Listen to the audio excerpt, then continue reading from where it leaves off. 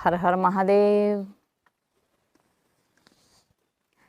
महाशिवरात्रि के इस दिव्य पर्व पर कुछ जिज्ञासाएं हुई है। कुछ लोगों ने पूछा है कि महाराज जी, शिवरात्रि पे हम पूजन किस तरह से करें। और शिवरात्रि के जैसे कि आप सभी जानते हो, शिवरात्रि की तिथि पर भगवान शिव और शक्ति के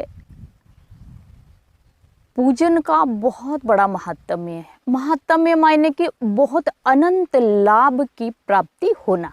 तो इस लाभ को हम कैसे अर्जन करें, कैसे प्राप्त करें, और वो भी ऑनलाइन कैसे प्राप्त करें, ये मैं आपको बता रही हूँ कि ऑनलाइन हम कैसे प्राप्त करें।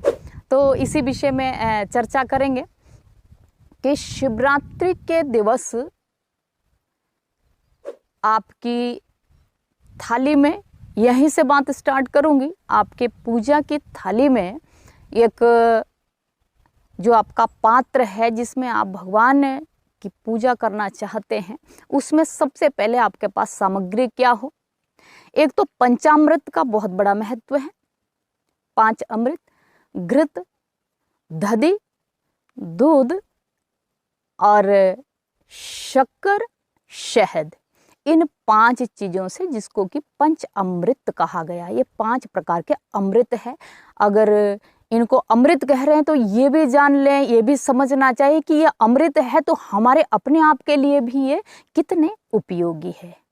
इन 5 चीज़ों का हमें खूब अच्छे से, पवित्रता से, शुद्धता से सेवन करना चाहिए।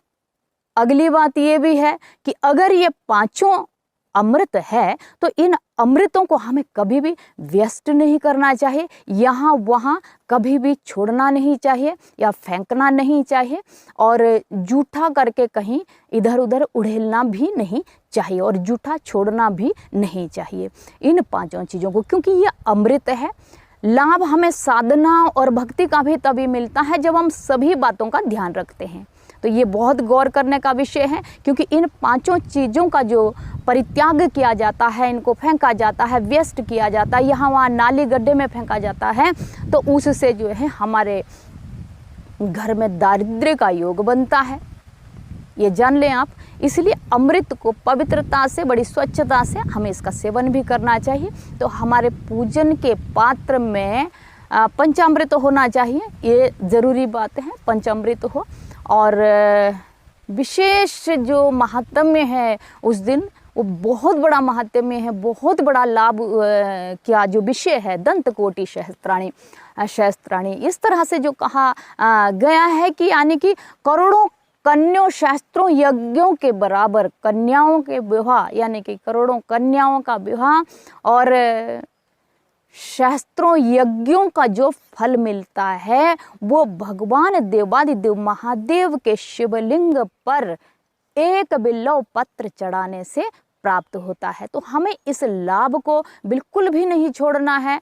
अगर इस बात को सुनकर, और भी बहुत जो विद्वत समाज से संबंधित है, सभी गुरुजन हैं, वो आपको ये बातें बताते हैं, और आप अगर कोई लोग ये कहते हैं कि ये गपोड़े हैं, तो ये गपोड़े, ये भूल जाएं, ये गपोड़े हम गपोड़े नहीं हैं, ये हम आपका गपोड़ापन ठीक कर रहे हैं, जो आपने अभी तक, आज तक जो गपोड़ा हाँकी है।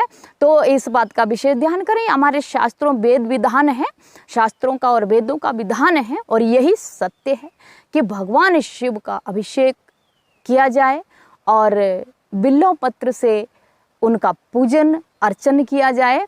तो इस तरह के जो मैंने आपको बताया है कि हमारी पूजा के पात्र में पंचामृत, पुष्प, बिल्व पत्र, और एक प्रश्न था, मैं उसका उत्तर भी साथ में देती हूँ कि तुलसी दल और तुलसी के पौधे से संबंधी भगवान शिव को तुलसी की मंजीरी, जो पुष्प होता है, आगे जो मंजीरी होती है, तुलसी की मंजीरी भगवान शिव को चढ़ाई जाती है। तो मंजीरी का भी बहुत विधान है, और विजया पत्र जो है वो भी चढ़ाया जाता है। इस तरह से उनका अनेक वैभव से पूजन करना चाहिए। और उससे भी इन सभी चीज़ों को भी अगर आप ना कर पा रहे हैं जो, तो विशेष जो फल हमें प्राप्त होने वाला है वो भगवान शिव के शिवालय में जो भी हमारी श्रद्धा हो दीपोदान की है, दीपदान करने चाहिए। 108 दीपदान है, 1008 दीपदान है। आप कितने भी जितने ज़्यादा दीपदान कर सकते हैं उस दिन दीपक जलाए हैं और शिवालय में खूब रोशनी करें, अपने घर में भी रोशनी करें। और भगवान शिव की जो पूजा है वो गौ के घृत के दीपकों से भी संपन्न कर सकते हैं। और पार्थिव लिंग का यानी मिट्टी के जो शिवलिंग बनते हैं 108 शिवलिंग बनाएं, इससे ज़्यादा भी शिवलिंग आप बना सकते हैं। उनका जो रुद्राभिषेक होता है वो अभिषेक करके भी आप पुण्य अर्जन कर सकते हैं, ये जरूरी है। लेकिन ऐसा कुछ भी ना करें, कैसे भी आप इतना समय निकालें कि आप ये कार्य कर पाएँ, ये भजन आप कर पाएँ, ये भक्ति आप कर पाएँ। तो शिवरात्रि के दिन बहुत महत्व है इन सब चीज़ों का, रुद्राभिषेक का। आप उसमें जो है शिव महिमन का पाठ करते हुए रुद्राभिषेक कर सकते हैं। रुद्राष्टक से आप कर सकते हैं। भगवान शिव की बहुत सारी स्तुतियां हैं उनसे कर सकते हैं। कुछ और भी बात नहीं है तो पंचाक्षर मंत्र से आप स्वयं भी घर पर भी पार्थिव लिंग बनाकर भगवान शिव और शक्ति का रुद्राभिषेक कर सकते हैं। मैं उम्मीद करती हूँ, आस करती हूँ कि भगवान देवादिदेव महादेव से उन करुणा के सिंधु, उन करुणा सागर भगवान देवादिदेव महादेव शिव और भगवती आद्याशक्ति भगवती गिरिजा से आपकी इस बार की प्रार्थना बेकार नहीं जाएगी। आपको इसका पुण्य अवश्य में मिलेगा। और आपका ऐसा संकल्प हो कि हे प्रभु, हे माँ, आगे से कभी भी जीवन में हमारे मन में ऐसा भाव कभी ना आए कि जो भगवान की पूजा अर्चना और भक्ति तपस्या के लिए जो भी बातें बताई जाती, जो लोग इन बातों को बताते वो गपोड़े हैं। तो ऐसी मानसिकता भगवान, ये प्रार्थना जरूर करना कि ऐसी मानसिकता प्रभु हमारी आगे कभी भी ना बने कि हम आपका भजन और भक्ति हम ना कर पाएं। क्योंकि ये अवश्य में वे जितना जरूरी श्वास लेना है उतना ही भगवान का भजन करना भी आवश्यक है।